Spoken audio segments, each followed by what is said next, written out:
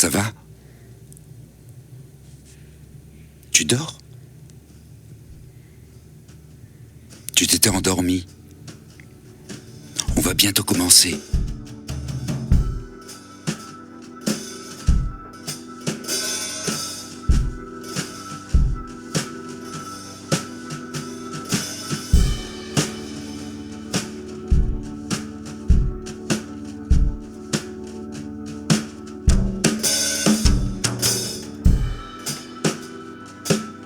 Est-ce que ce serait pas aussi quelque chose qui t'anime, le fait d'être justement un peu en retrait, de se mettre un peu en retrait? Alors, dans l'écriture probablement, dans ton travail d'écriture, de romancier probablement, dans la vie courante, je ne sais pas exactement, mais est-ce que par exemple une invitation telle que Bifurcation, qui te met en lumière à plein d'endroits, te met à l'aise?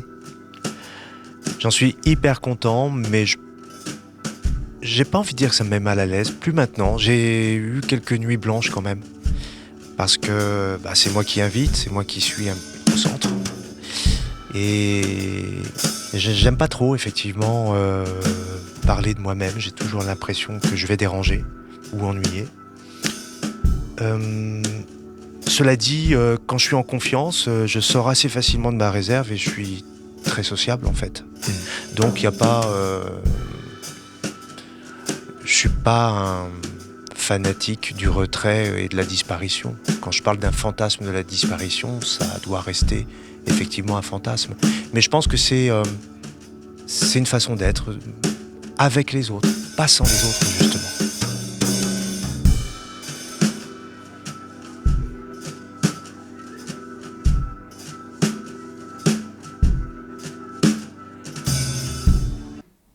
Et moi, si seulement j'avais passé mes vacances à Brioude, aux côtés d'Hélène, et pas seul dans cet appartement où il fait si chaud et où je me dis qu'il fait si chaud, jamais je n'aurais eu cette idée, mais catastrophique, d'envoyer mon manuscrit à mon éditeur, comme je le pense maintenant, et je pense que jamais plus je n'irai à Brioude avec Hélène. Et alors cette pensée me rend fou. Ce n'est pas la première fois que je pense que je n'irai plus à Brioude avec Hélène. Des milliers de fois, je me suis dit la même chose. Ça fait des jours et des jours que j'y pense. Et que je me répète dans mon appartement que je ne partirai plus à Brioude avec Hélène. Et à cette pensée que c'est fini avec Hélène, qui ne veut plus vivre avec moi et qui ne partira plus avec moi en vacances à Brioude, je me sens déprimé. Je me sens totalement déprimé. Le monde est en train de brûler. Les incendies font rage. Et les Canadaires décrivent dans le ciel des figures inutiles, mais ce n'est pas l'incendie planétaire qui me rend triste, non. Ce qui me rend triste, moi, c'est qu'Hélène m'ait quitté. Coup d'État, bruit noir est aux fraises, les deux bouffons ne viendront pas. 100 ans à eux deux, au compteur produit, périmé, obsolescence, programmée d'être opération, enfoncé. À quelle heure tu raccroches, pépère, les pas encore appelés, t'es en retard. La sous-soupe est servie à 5 heures. Place à la jeunesse, les deux vieillards, place au gourdin dans les slibards. Ça se prend pour Mick Jagger, mais ça schlingue Guibert.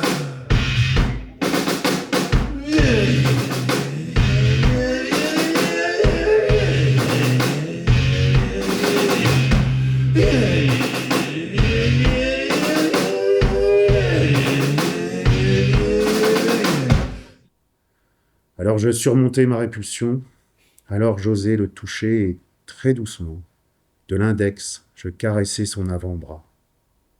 Je ne regardais que cela. Mon doigt qui lentement lissait puis désorganisait ses poils roux sur cette peau presque bleue tant elle était blanche, et je murmurais « Ne reste pas comme ça, mon petit. Tu ne mérites pas ça.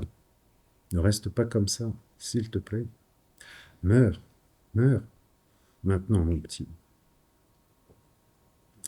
Je ne sais pas d'où me venaient ces paroles, cette prière. Je comprenais, sans doute, qu'il n'y avait plus de retour possible, que jamais je ne reverrais le garçon Ludion, le feu follet, sa petite tête adorable, quand il voulait jouer au dur, mon bad boy improbable. La musique qui accompagne cette séquence et démarre en même temps que le ralenti me saisit plus encore. Une nappe synthétique envoûtante. 4 coups de tom basse. et une voix sépulcrale. C'est un silence musical, aurait dit Paul Vallée. Je suis aspiré. Je n'en reviendrai pas.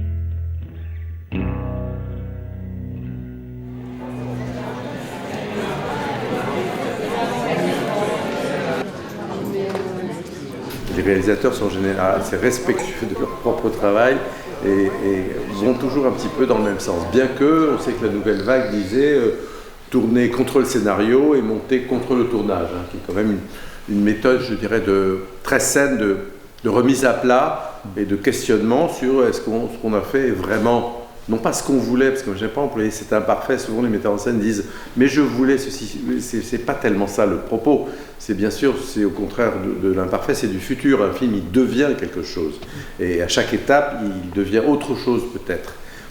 Il y a sûrement des films qui sont tout faits comme ils étaient prévus, disons, j'ai pas tellement l'impression que c'est les meilleurs films qui soient. Dans mon cerveau, pendant que je dormais, firent tout à coup refluer l'image de la femme accouplée à l'oiseau. Nous arrivons bientôt, a déclaré l'homme d'une voix brève, presque sèche. Et simultanément, la pluie s'est mise à tambouriner sur le pare-brise. J'ai entendu le clignotant, et peu après, nous roulions au phare toujours éteint sur une départementale bosselée, rapiécée par endroits. Nous y voilà, a-t-il ajouté un peu plus tard, lorsque nous sommes entrés dans le bourg, où la lumière des lampadaires se réfléchissait sur la chaussée mouillée. Et j'ai approuvé, d'un discret hochement de tête, en pensant « Je me sens presque bien maintenant. »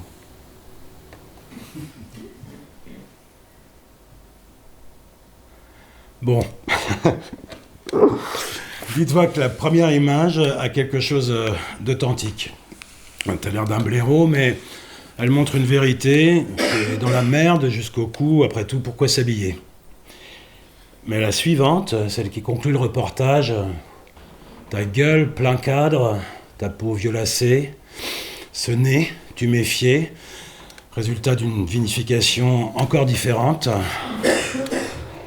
Ce regard de veau et ces 5 mots, c'était toute ma vie que tu dis. C'est gagné. Pour toi, ça se passait de commentaires, mais ils l'ont eu. Tu leur as pondu. J'ai collaboré avec Emmanuel Campoux pour...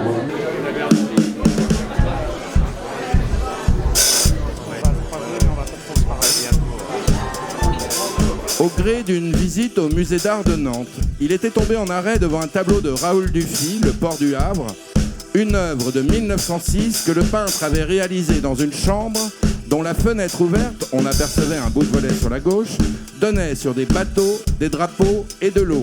Cette toile l'avait fasciné au point qu'il s'était intéressé à la vie du Raoul en question. Jean-Christophe avait même tenté, en vain car beaucoup trop compliqué, de corriger une phrase de la biographie de l'artiste sur Wikipédia.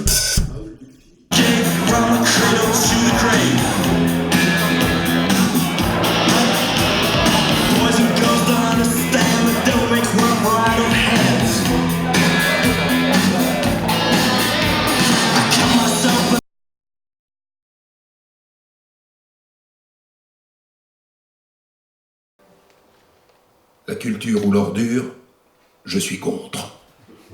Je dis non aux manies cérébrales, aux visages détournés, aux rivières desséchées. Je dis non aux écorcheurs, procureurs, professeurs, ordinateurs, aux musées et aux râteliers. Il y a oui pour le non. Il y a poésie et poésie.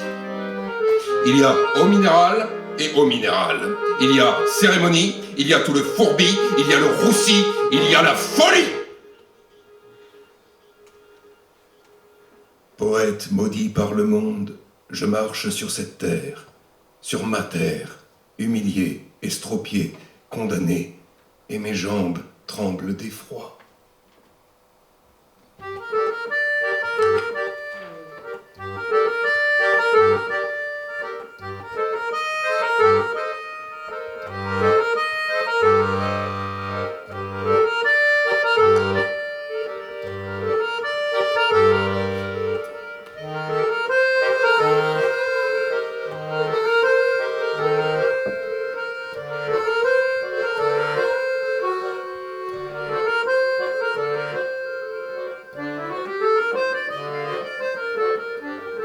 Je marche sur les pavés, sur le macadam, sur la terre battue, sur l'asphalte, dans les rues sans fin et sans but.